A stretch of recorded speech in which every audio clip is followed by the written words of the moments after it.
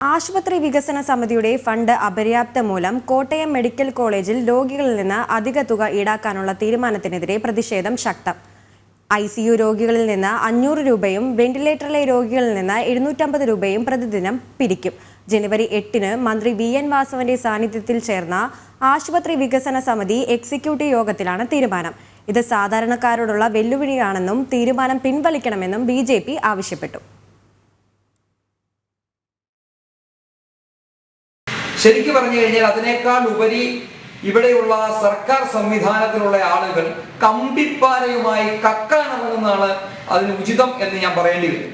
കാരണം കാലങ്ങളായി 2 വർഷത്തോളമായി ചികിത്സയില്ല, മരുന്നില്ല, ഒരു കാര്യവും ഇല്ലാതിരിക്കുന്ന സമയത്ത് ഈ സർക്കാർ ഇത്രയും ഗതികെട്ട സർക്കാർ ആരോഗ്യ മേഖലയിൽ പോലും പണമില്ലാതിരിക്കുമ്പോൾ ജനങ്ങളെ കൊള്ളയടിക്കാൻ വേണ്ടിയിട്ട് ഇങ്ങനെ ഒരു തീരുമാനം അത് ജനങ്ങൾക്ക് കിട്ടുമെന്നാണ് പറയുന്നത്.